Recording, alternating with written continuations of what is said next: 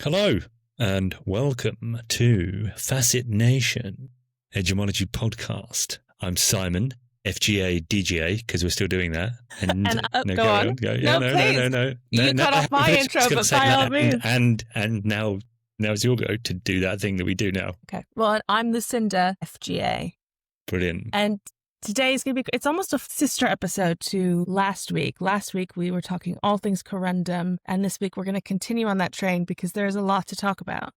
Just before we start, I have got an interesting bit of information that I found out today. Apparently, 90% of podcasts don't make it past the third episode. So we're already crushing it. Yeah, top 10%. Far better than baby. Average. Sicker than your average. Yeah, exactly. Here we are, just getting started in episode 5. Well, and I also have an interesting piece of news, which I saw on Instagram, which is it's Simon's birthday. Happy birthday, Simon. Thank you very much.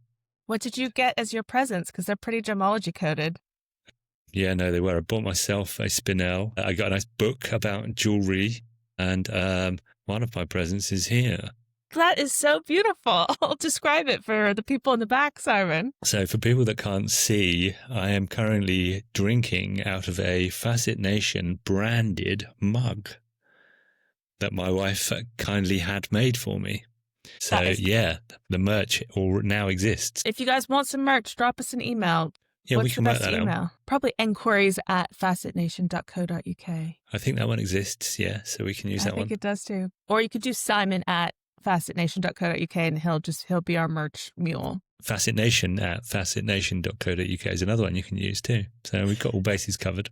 So many options. Well, happy birthday, Simon. Your spinel is beautiful. It's, what was it? 1.8 carat. Yeah, it's like orangey red, and it's got a whacking great inclusion right on the top, which I'm going to get under the microscope and have a good look at. Let's catch up on that because I want to know what it was. Yeah, I'll take some pictures. Great. Right. On that note, speaking of red stuff. Red stuff, yeah. Rubies. So, yeah, we spoke to you last time about Corundum in general, but also mainly focused on the blue and the colourful stuff. Now we're going to focus on the red. Rubies. July's birthstone. Yes, I love birthstones. Do you buy into birthstones so much? In what sense do you buy into them? As in they have a meaning and something that it gives you? Yeah, do you find it sentimental? Yeah. I mean, it's nice. It's nice if you work in retail to be like, oh, this is your birthstone. This is your kid's birthstone. So you can I didn't mean as a vulture selling people stuff. Oh, sorry. So where? Right, yeah. I mean, I've got tons of sapphires, haven't I? No. I don't know. I suppose it depends if you've got a good one. Because if you've got a good one, then you can sort of lean into having a good one. If you've got a less good one, then maybe you want to be like, I don't give a shit about birthstones. Exactly. But I would don't say think spinel is a birthstone, is it? Spinel is a birthstone. So spinel, because everybody hates peridot, justice for peridot. Spinel is August's alternative birthstone as of 2008. Right. I didn't know that. It is. Why does everyone hate peridot? Basically, I think people don't like that it's got this kind of oily, waxy luster, and people think it has a very specific green color. So I think you either love peridot or you hate it.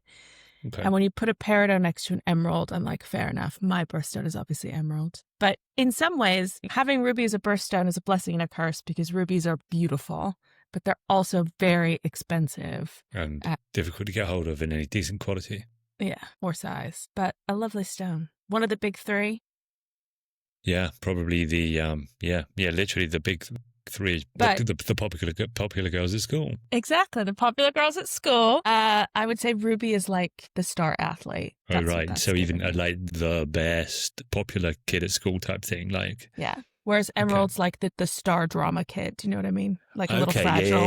Yeah. Okay, I like that. Yeah, Rubies good are and annoying in equal measure. Yeah, I suppose that's that. Like go faster. We actually say go faster green, don't they? But I suppose red gives you more sort of energy. With very defined, so all of the same properties as sapphire. It's Corundum's sister, so we're talking excellent bright vitreous luster. We're talking excellent hardness, excellent durability, but one defining characteristic that makes it a ruby. And what is that, Simon? So ruby is coloured by chromium. So it's going to have trace amounts of chromium in it, which is what makes it red. And obviously the rubies are red. If the stone's not red, it's not ruby, it's a sapphire. Exactly. They can be like brownish red, purplish red, pinkish red, but as long as the primary hue is red, it's a ruby. And that brownish red can also, you'll start to learn this, especially as you get into diploma, where you start really memorizing the inclusions of every locality, which we'll talk about a little bit later. But the kind of hue or the secondary hue of a ruby can tell you a lot about where it's from. Brownish red rubies tend to be Thai. Yeah, a bit darker, yeah. You've written down loads of stuff about metamorphic host rock. Tell me more about that. So these bright red rubies that are really chromium rich tend to come from metamorphic host rock. It's particularly in Myanmar, where the really bright sort of pigeon blood ones comes from. They're hosted by marble, and that means a lot of the iron impurities that make those Thai ones a bit more red, which are basaltic, in their host rock. That's what makes them a bit darker. So the iron makes them a bit darker. The pure red chromium makes them really red. And when they are that really, really red color, and we're going to talk about all the localities so we can gossip about Burma and stuff like that. They fluoresce so brightly that they actually are fluorescing in daylight. So when you're standing at the window in Berganza and looking at all of the pigeon blood rubies and they're almost dancing, that's because they are actively fluorescing in daylight. Really, really beautiful.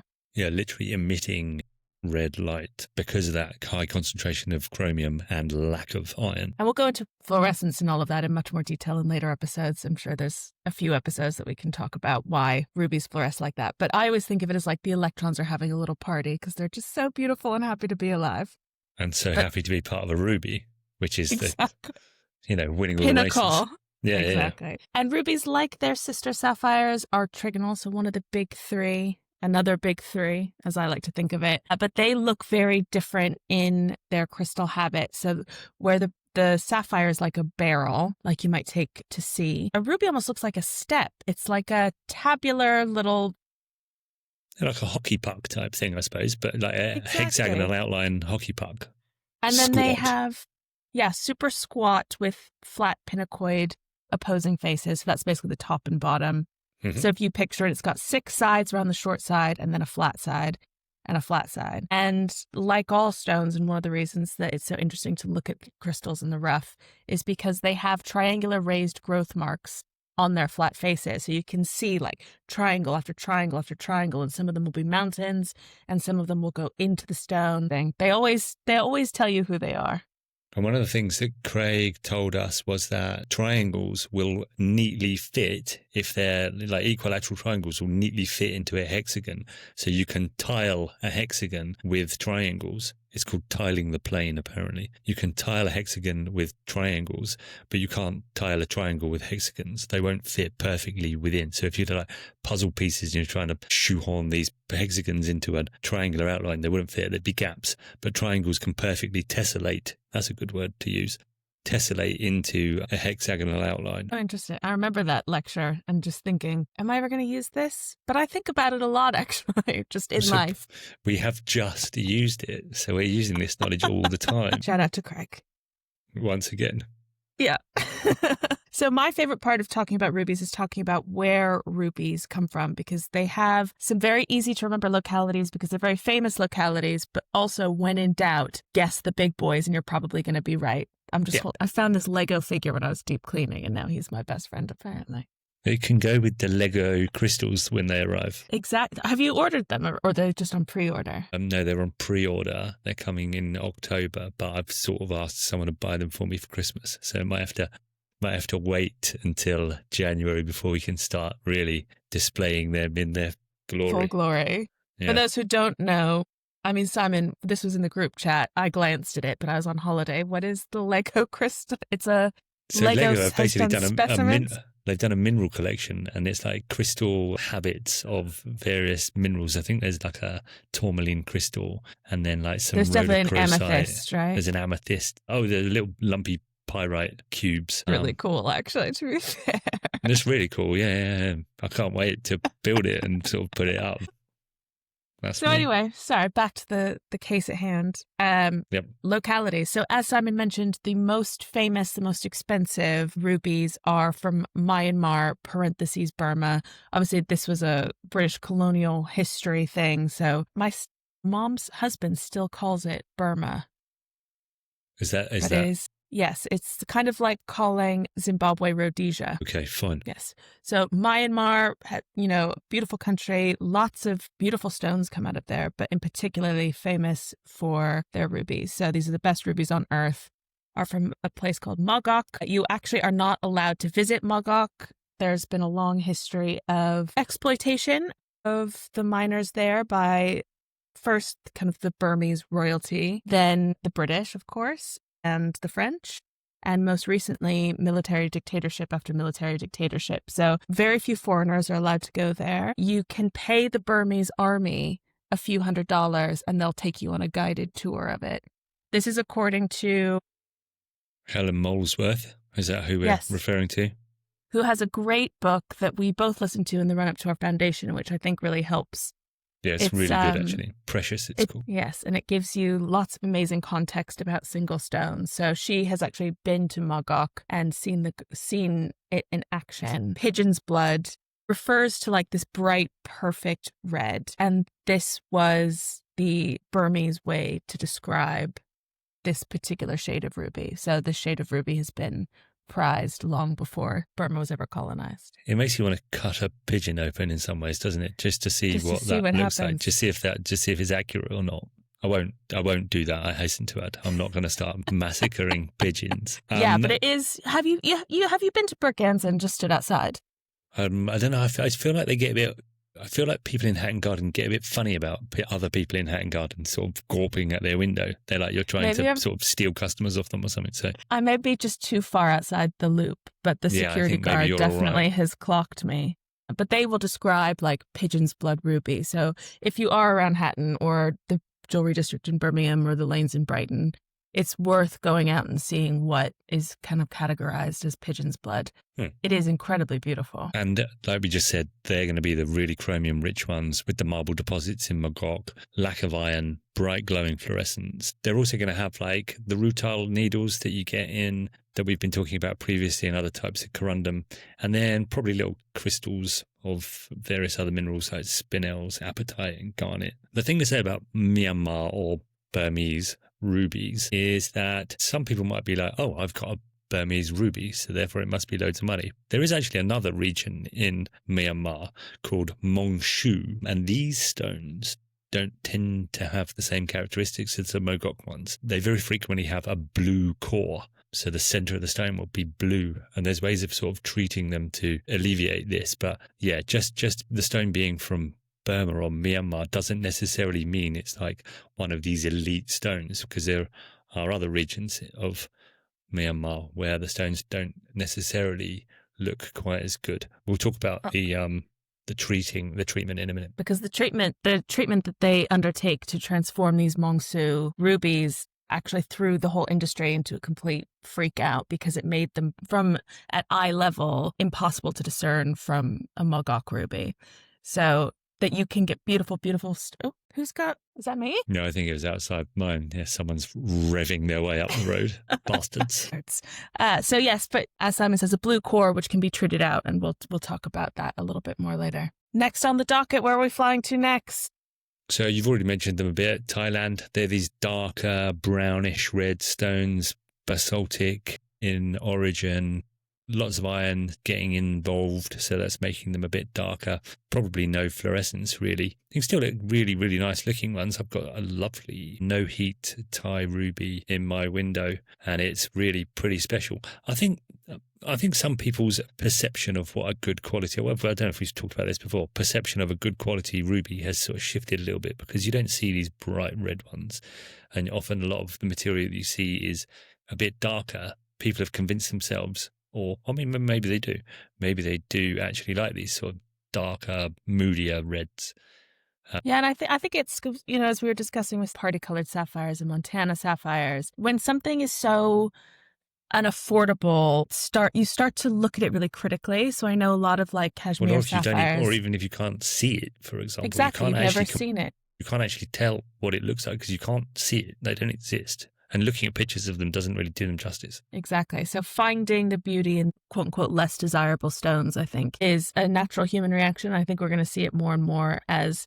Yeah, it's cool. So Burma, for example, is almost entirely mined out Kashmir is almost entirely mined out. Colombia for emeralds, almost mined out. So these things are going to start to disappear. They're going to go, like the rest of the wealth of the world, not to get too political, be concentrated into private collections. Someone's going to lock them up in a safe and we'll never see them again. Yep. So I think I'll take a dark ruby over no ruby. Yeah, well, exactly. Unfortunately, you don't have much choice. I don't have any choice, in fact. Well, yeah. So next. We are going to Sri Lanka. When in doubt, say Sri Lanka as a locality. All so many stones come from beautiful Sri Lanka. stones. So many beautiful stones. Doesn't the name actually mean, or am I thinking, I'm thinking of something else. Ignore me. So these stones tend to be a little bit more on the pinky side. Again, some people really love that in a ruby. Nice quality, a little bit more coarse rutile in this material, and also zircon crystals with halos, negative crystals, and cavities. And they also have quite pronounced hexagonal color zoning, which I think is, again, really cool and a really good indication, again, that your stone is natural. And I think these things, especially synthetics, start flooding the market or have flooded the market.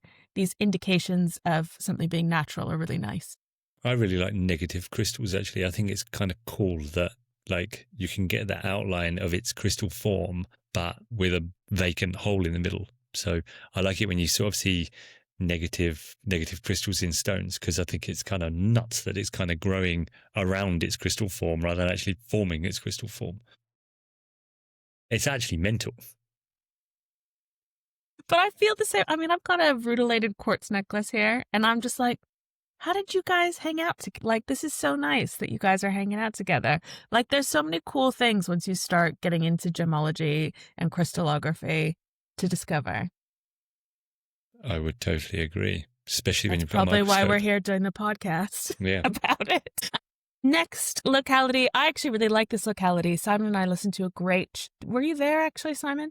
At the Gemme conference last year? No, I wasn't there on the Saturday when you had the Mozambique ruby guy. Yes, a very interesting man came and spoke to us about Mozambique, which was a very recent discovery. So 1990s, people kind of started getting a sense that there were going to be some pretty special deposits.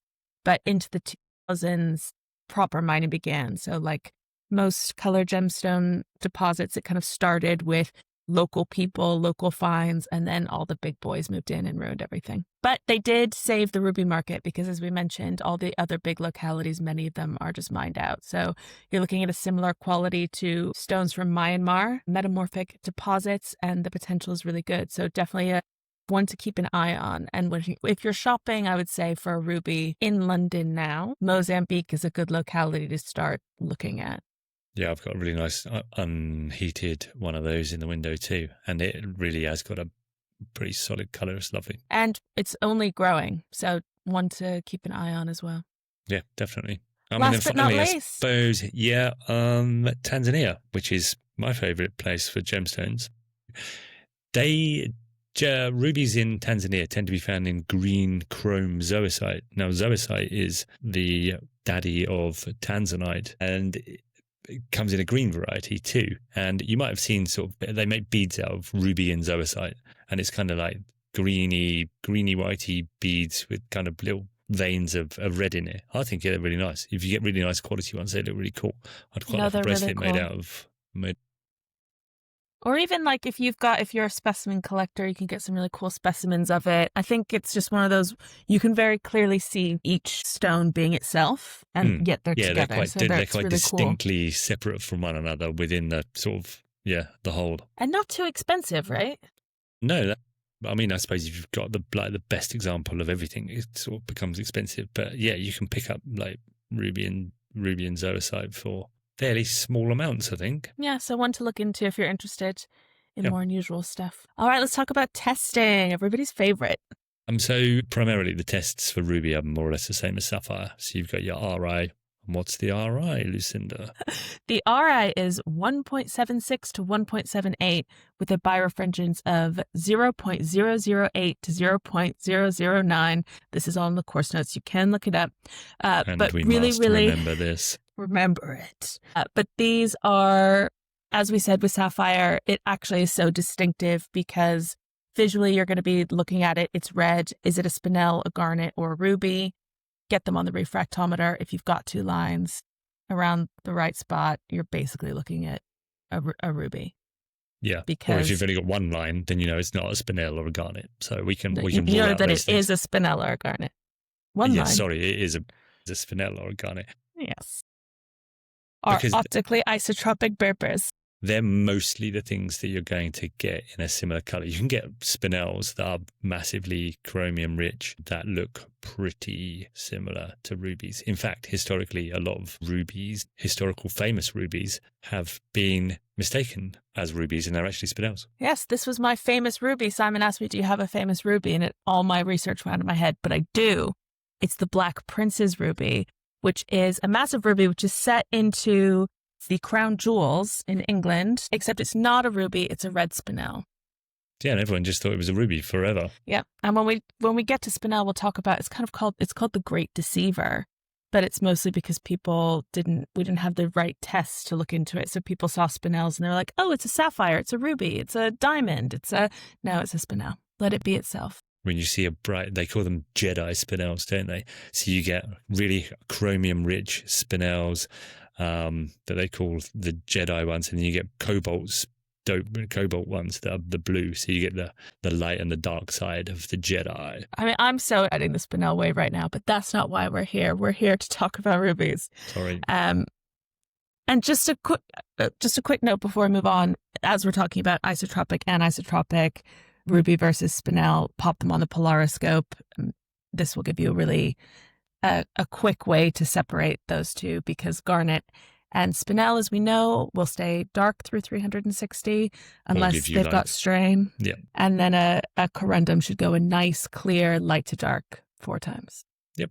And then I suppose the only difference when you're testing rubies versus sapphires is the spectrum that you're going to see, because the spectrum in sapphire gives you that band in the blue, whereas a ruby spectrum is also very distinctive and diagnostic. Tell us about the spectrum. I always like to look for what's called an emission line in the red.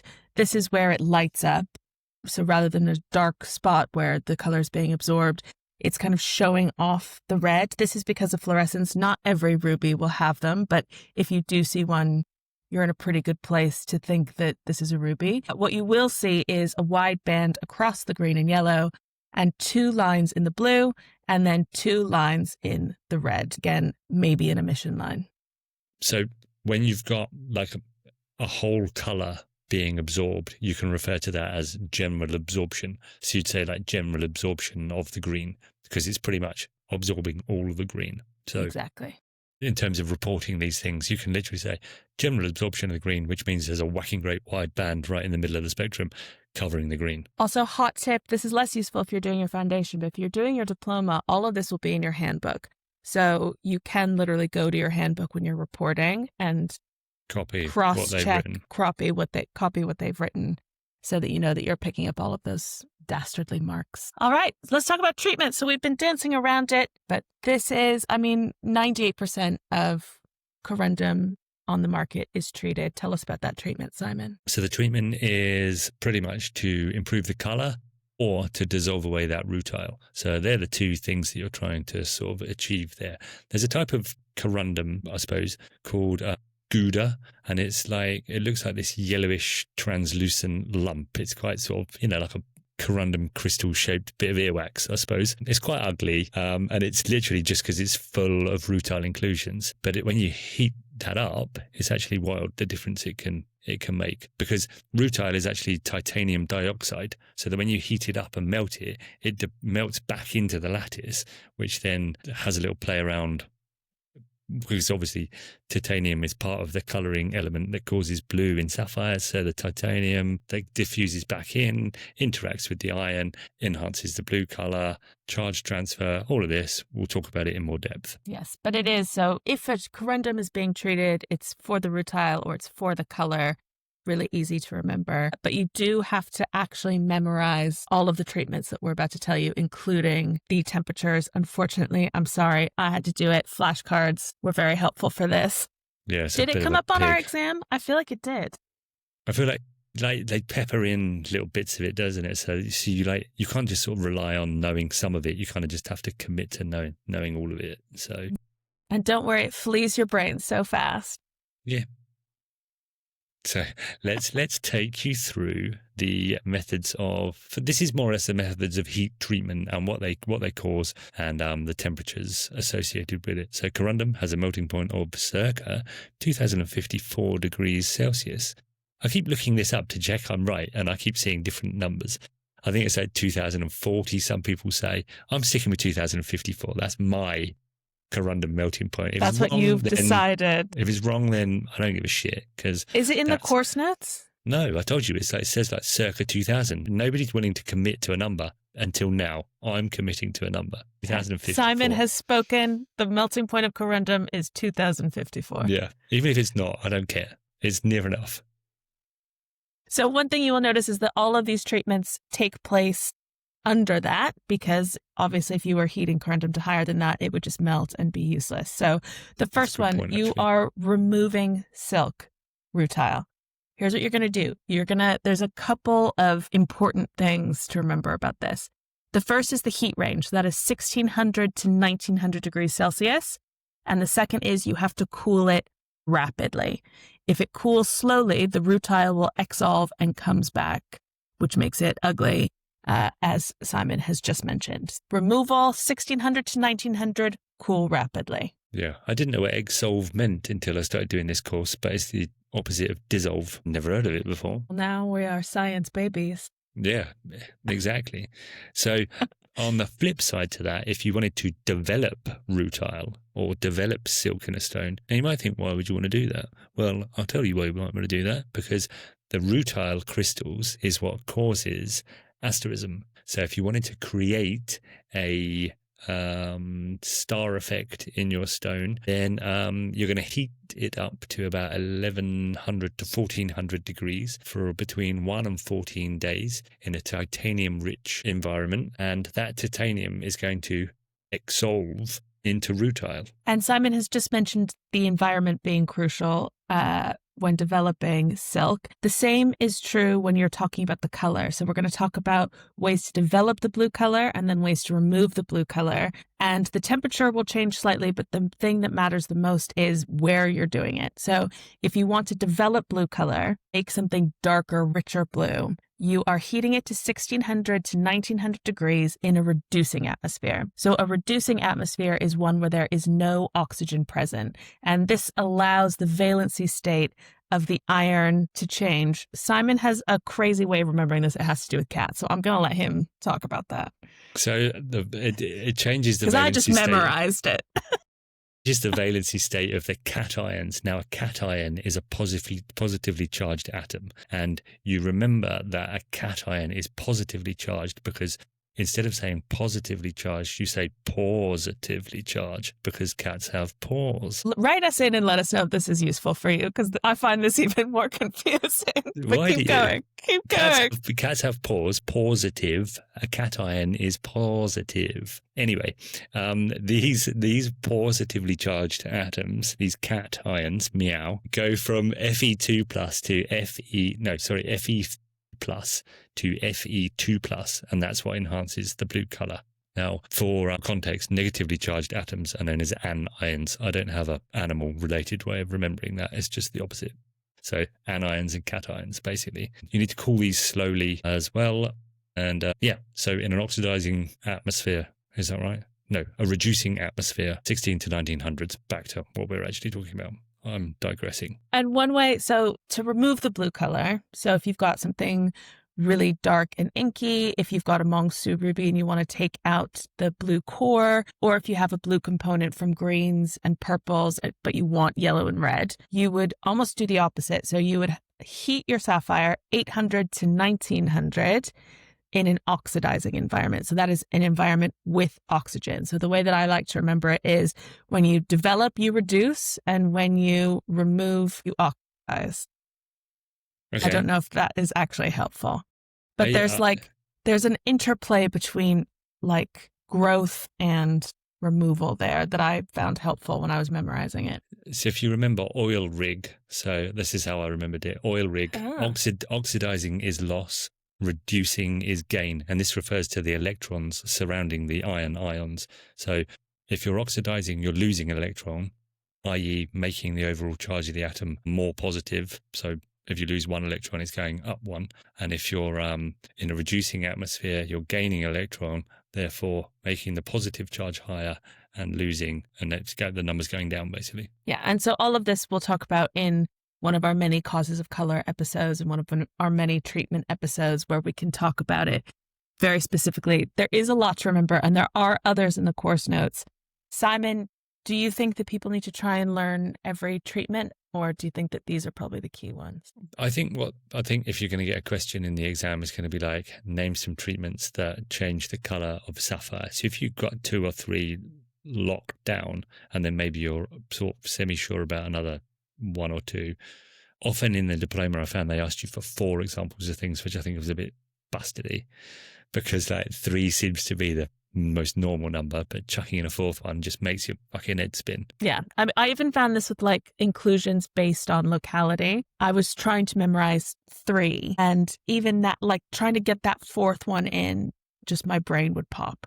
Yeah, and then so you I just could always sit there get sort of to like 3. banging your head against a wall for ages and wasting time, don't you? Because you're like, I don't fucking know a 4th one. Exactly. Unfortunately, these little details are super helpful to know. So knowing the melting point of corundum, knowing your heat ranges for heat treatment, that's where the marks are, unfortunately. Sorry. Yeah, so like we said, there are others, but like try and focus on these ones. These are the most common ones. These are things that people are using the most and doing the sort of. So yeah, these are going to be the main ones and probably the ones that they're expecting you to know.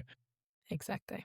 When you're heat treating corundum material, obviously you're heating them up to like super, super high temperatures sometimes, like in some of these instances, like 1900 degrees, which is virtually at its melting point. So doing that is going to create some scars. I mean, like think about you putting your hand in a fire, you're going to scar your hand. And there's little indicators that you can see within a stone that can help you determine whether a stone's been heat treated or not. So what are we looking out for there? So we are looking for stuttering or disrupted rutile. So this looks like its growth has been interfered with in some way. Stress halos around crystal inclusions I really like and find really useful. So basically when you are heat treating something, it expands and then it contracts, and that puts stress on the crystal structure. And so all the crystal inclusions get little halos around them. You'll also see cloudy, balled up whitish crystals, expanded feathers and fractures, poorly defined color zoning or cross-hatched color zoning. And there's some changes in the spectrum. So the strongest iron line in the blue is going to be absent from most heat-treated blue and yellow sapphire. And the same is true for most synthetics of the same color, which is really used when you can see those blue lines, which you can't always. Yep, absolutely. Very nicely put. Thank you. And there are some other treatments aside from heat treating, which I think people were really scared of these, but if you just give yourself enough time, they become so obvious. Yeah, like particularly the first one that we're going to talk about, like you find a lot of low quality because ruby's so expensive and like so rare. A lot of the low quality stuff, so like the heavily fractured stuff, you'll find in sort of cheap stores, cheap sort of high street stores, and you'll be like, oh, what are you talking about? You can buy a ruby ring for like a couple of £100. Well, yeah, because it's like a heavily fractured ruby that has been glass filled most of the time. This is a stone that's been put into a vacuum and had lead glass drawn into its surface reaching fractures in order to improve the appearance and clarity. So all you really need to do is have a loupe, get some reflected light on top of that stone, and that close inspection will show you a luster difference between the ruby material itself. Some of these things are so heavily glass filled that you can't actually see where the glass ends and the ruby begins. But if it's not too bad, you'll see a luster difference between the ruby and the glass. And then often, if you get that reflected light on the top, you can see like veins going across the table of the stone. And that is basically how the glass is getting in. And once you see it, I mean, we used to stress so much that we were going to get a glass-filled stone and that we wouldn't be able to recognize it. But once you see it once or twice, it just becomes so obvious. I think the same is true, although some people beg to differ, of the next treatment method, which is flux filling. So you can have... Just before we move... Sorry to interrupt you. Just before we move on from glass filling, something else to remember about glass is that it has bubbles in it. So you might even be able to see these bubbles in the glassy bits. And a very important thing to note about glass when it's in gemstones is the blue flash. Yes. So if you see a blue flash, so if you're looking at the stone and you're trying to transmit light through the stone, and you go, "Hello, what was that?" and it's like a lightning flash of blue, then that'll be light interacting with the glass, because it's not going to do that with the ruby. And you get the same thing when you see glass filled diamonds, but we'll talk about that when we talk about diamonds. Yeah. Sorry. That's all right. So back to flux. Flux is a method of synthesis, which we will talk about, but it is also a treatment. So flux is basically a borax solution. And so what they will do is they'll put a very fractured ruby into this solution, and then they'll heat it up almost to melting point, and it starts to reheal the fractures, and it fills them with this flux material. So they do look like regular fluid-filled feathers that you would see and actually take as an indication that a corundum is natural. But the main difference is that it's kind of like snotty looking almost. It's like white and sticky looking. Knotty looking, yeah. Borax. When you've like really got a cold. It's quite snotty, yeah. Yeah, and so it kind of looks gloopy and creepy. And my best recommendation would be get a flux-filled ruby and get a ruby or a corundum with a natural fluid-filled feather, and just look at them back and forth, and it will soon become so obvious to you. And you can also look at the surface. So if the surface topography of the stone is covered in fractures and there's lots of issues, that's definitely a hint that what you're seeing has been treated in some way. It's very important to get like anything fluxy under a microscope, because you're going to look at it and you're going to be like not really see these sort of these real indicators that it's flux until you really get it under intense magnification, and then you're going to go like, oh, it's flux. That was easy. Once you get familiar with what flux looks like, and that's the key thing, to get familiar with what flux looks like. Yes. Snotty. Gloopy. Snotty. Next one it does look snotty. I'm not taking the piss. It does look snotty. Does. Yeah. Thank you, Simon. You're welcome. Your favorite gemologist is here to join the podcast, my cat Spock. Oh, excellent. Hi, Spock. So everyone keep an ear out for Spocky's contributions. The next one is diffusion treatment, which I actually quite like. So this is about color, right? So what you're trying to do is you're trying to heat the stone in a solution and get the pores nice and wide, but kind of expand the crystal structure enough that these coloring elements can go into the stone. Mm-hmm. How long it is treated, how hot it is treated, and what you are using will change how far it's able to penetrate the stone and how permanent, quote unquote, your results are. So, Simon, what are the two kinds of diffusion in terms of like depth? So yeah, we got two types. The first one is sort of surface diffusion. So you heat the stone up literally almost to melting point, and this will be a faceted stone in the presence of this colouring element. The colouring element goes in, but it doesn't go in very far because the atoms are quite big, and the elements are quite big, and they can't get into the lattice. So they're going to be sort of across the surface. Now, because you've heated the stone up to virtually melting point, all of those sharp facet edges that your lapidary has put on the stone are going to sort of start melting a little bit and like look less sharp and less facety. I'm not sure facety is a word, but never mind. Look less precise, perhaps. Look less sharp and less precise, yeah. So what you're going to have to do is give it back to said lapidary and get him to put them back on. Him or her, sorry, to put those facets back on. But you need to be very wary when you're doing that, because obviously this colouring is only surface deep. So if you polish too hard, you're going to go below the colouring element that you've lumped into the stone, and you're going to be back to whatever colour it was before, like colourless or whatever. So these are quite easy to detect. You put them on a sort of diffuse light source, like your flat lamp. Have a look at it, and you'll see that the edges of the facets tend to have the concentrations of colour, whereas the flat faces of the facets will be a bit duller. So you'll see like a darker areas across the actual facet edges. It almost looks spider webby. Yeah, it's pretty easy to tell. It's something you need to do though. You need to put it on the flat lamp, because you won't see this without getting light through it. When you actually do the right test, i.e. put it on that diffuse light source, see it pretty easy. Yeah. And again, if you know your coloring elements, then you know what kind of solutions these guys are making. So if you're looking for yellow, it's nickel. red will be chromium, and blue will be iron and titanium, but mostly titanium. Our other kind of diffusion, however, is using something much trickier. Tell me about beryllium. Yeah, so beryllium we've mentioned a couple of times in the much maligned or hallowed papyracha, depending on who you are. If you're Lucinda, then you're basically like, fuck the papyracha. I might be ready to change my mind on that, but okay. I don't know. You've been speaking to Jake about fruit salads a bit more, I suppose, and you've come around to the idea. You need to get some. Yeah. But yeah, beryllium is, as we've mentioned before, a much smaller atom, can get right in the lattice, can penetrate almost to the core, and you need to start laser ablationing. That's also not a word. But getting vapor off the stones to test to be able to tell that these things have been beryllium diffused. So, yeah. Yeah, that's very advanced gemmology. So do not feel bad if you go to Sri Lanka and come away with a papyracha that is actually not. It happens to the best of us. Be careful. If you're going to buy a papyracha, make sure you've got a certificate with it that tells you categorically it's not been beryllium diffused. And not from some internet gemmologist, okay?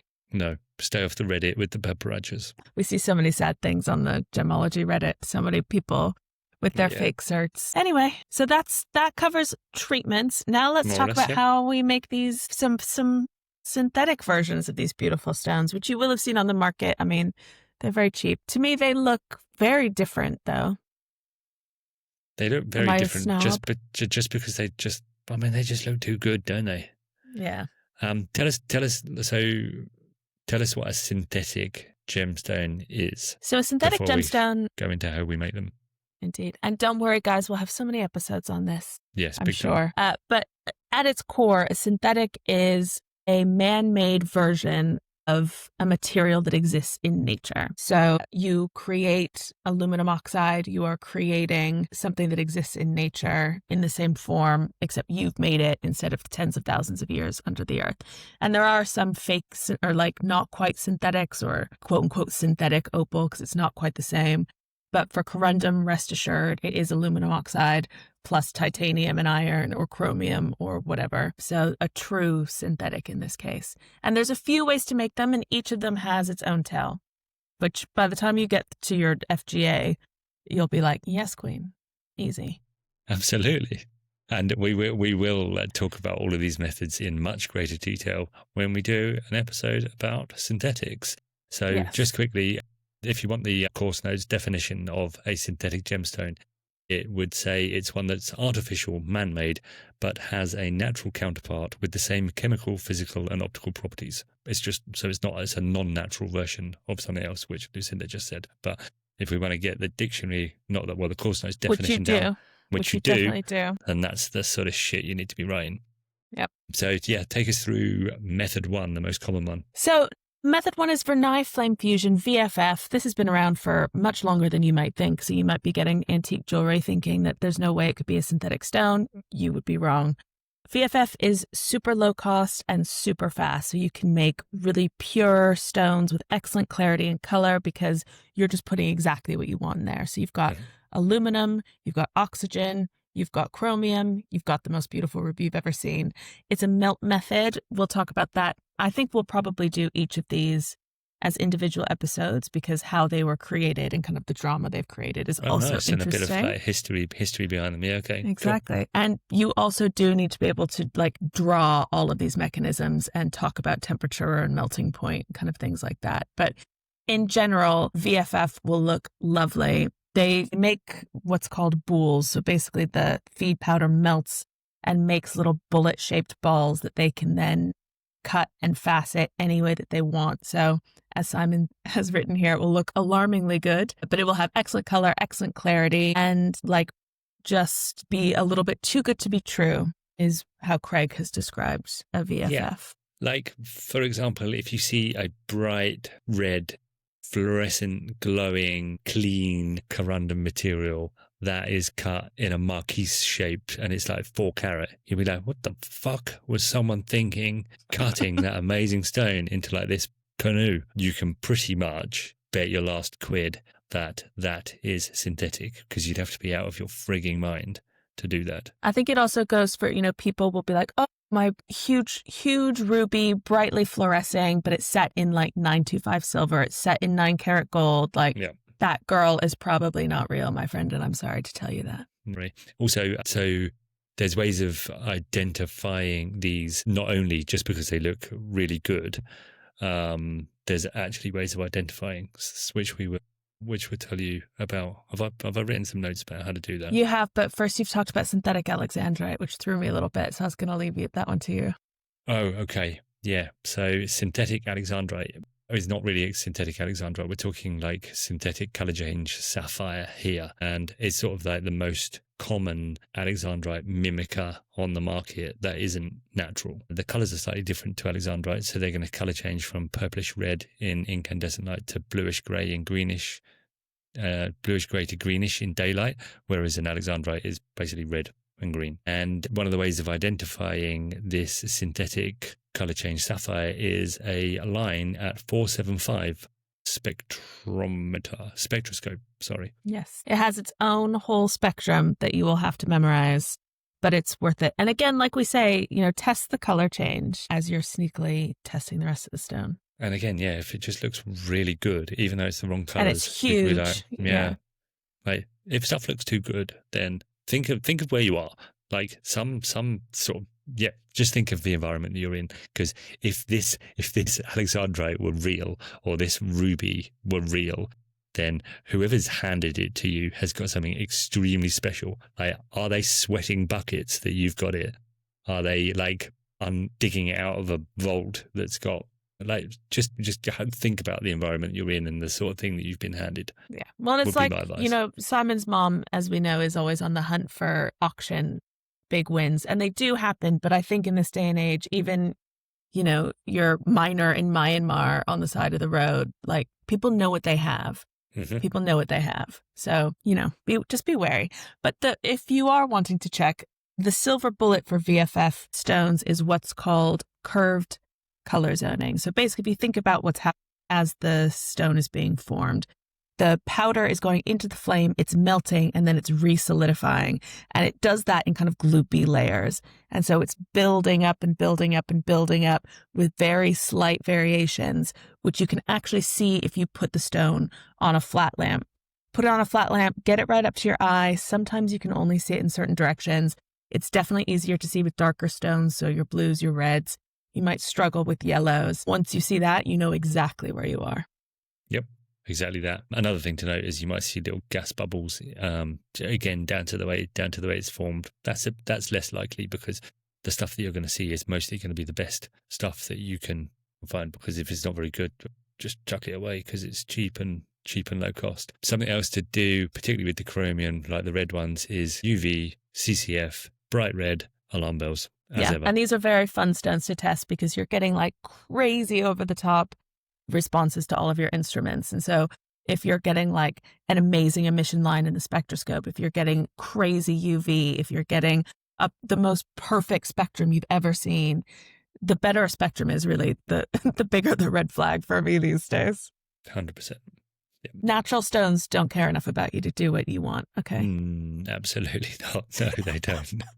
They're too busy enjoying themselves. So the next one I would say is the scariest one when you first start looking at it. But as we say, all things make sense the more and more you look at it. And that is flux melt. So similar to the treatment that we were talking about before, this is a solution method, not a melt method. Thanks for the name. But Simon, how are these guys made? So we'll talk about how they're made in the sort of synthetic episode. Okay. But in terms of identifying them, they are full of snot, as we established a bit earlier. They're very snotty. So it's the same flux that they're penetrating into these fractures when you're treating sort of rubies and sapphires, but actually you've made the whole thing out of it, or the environment that is in it. It's an aluminium oxide, and the component elements are forming within a flux. So you're actually just synthesizing them in a flux. And obviously some of this flux gets involved and looks a bit snotty, a bit flux. You see flux-filled feathers is something that you'll get used to saying and writing. And they tend to be sort of whitish, fluxy feathers. Yeah, I don't know how else to say it. Sometimes they can be a bit orangey as well. So yes. Yeah, orangey. they're opaque feathers, whereas normal feathers tend to be able to see through. And you're also looking in the same way that you're saying, well, this is a huge, beautiful ruby Exactly. that is not very expensive. Why? You want to keep looking at all of the different facets of a stone. So one thing we really like to look for is things like facet symmetry, lack of care, chatter marks or fire marks, which are very fine fractures on facet edges. And this just shows that somebody wasn't really paying attention when they were faceting the stone, which means they were not working with their life savings, if you know what I mean. Like, this just didn't matter that much, which indicates strongly that it's a synthetic, especially something that's big with a beautiful color. Yeah, so these are going to be trickier to identify than the VFF ones because they do have inclusions, and these inclusions are trying to mimic natural inclusions. But when you get used to observing flux and its snotty nature, you will come to realize that there are actually no natural looking inclusions within the stone. And that's something to really be aware of. You're looking for natural inclusions because really all corundum material you look at will have some form of natural inclusion to give you a lifeline. It's whether they've got other things as well, i.e. they've been treated, or if they've got no natural inclusions, you can, like, the chances are they're synthetic. Yeah, there's not a spinel in there somewhere or any rutile or anything. Which would be extremely weird and extremely rare. Yeah.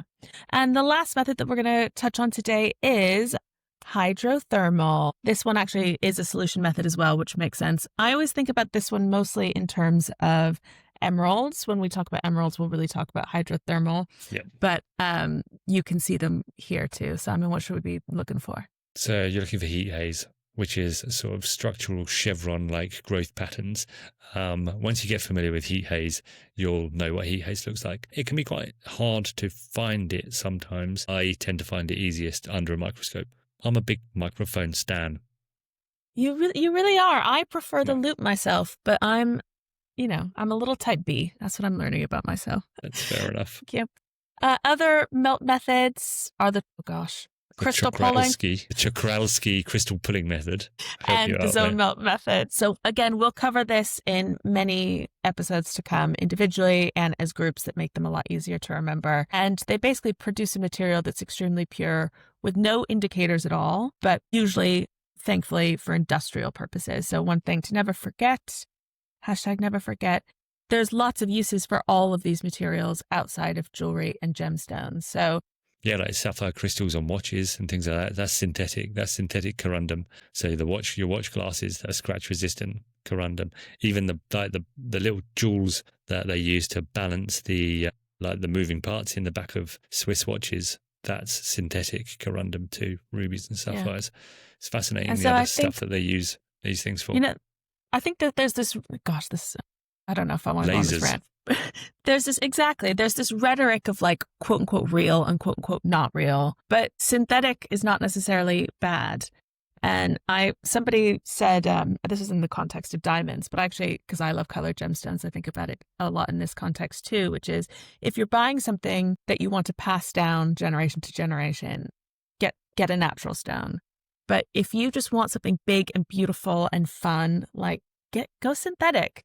And it's keeping, there's all these applications that are also keeping down the cost of things like your watches and there's loads of like wild synthetics stuff that you can get, like those yags that that fluoresce like mental. So we're not anti-synthetics. We just think they have a time and a place. And there's some cool stuff. And like you say, they have lots of uses that make life easier for you. Like if you want to laser beam James Bond, I expect you to die, Mr. Bond. Then you need some corundum. Thank God for synthetic corundum is what we say. Yeah, exactly. Well, so we're going to talk about famous rubies. So the Black Prince's ruby, famous spinel actually. There are lots of famous rubies, many with a very sad story. But one that surprised us was Victoria Beckham's engagement ring is a ruby. I would never have guessed that. Me neither. Let me see I'm just going to Google how many professional podcaster here, how many carats it is. David Beckham's a man of great style though, so I'm not surprised actually now that I think about it. It is beautiful. $55 million, 15 carat, deep red ruby. Wow. No. What's it look like? What's the ring? So the ring looks like it's a halo. She's got like 7. Okay, so this was 2009. So it is a 15-karat ruby set in platinum, and it's kind of the ring setting like swirls around it, and it's set with diamonds. Nuts. Very beautiful. Yeah, I don't know that this is actually her engagement ring. She's got a documentary coming out on Netflix soon, so maybe we'll get a good look at it. Oh, the original one was a Marquise diamond engagement ring. Okay, so this is an upgrade. I see. Okay, fair enough. Not Very a Marquise ruby, because we'd have suspicions about that being synthetic. Exactly. We would have problems with that. Yeah, okay. Right, cool. Is that done? Fabulous. You're breaking up, Simon. I'm not speaking, so that's probably okay that I'm breaking up because I haven't said anything. Okay, good. That's great. Right, well, before we have a technical meltdown, maybe we should wrap this one up. Yeah, right. Well, thank you, everybody. As always, thank you to our fabulous Facet Nation team. Shout out to Rob, our podcast dad. Yeah, as ever, Rob, you've gotten us out of a few sticky holes this week. Shouldn't have said that. Let's just go. We'll see you guys next week. Bye.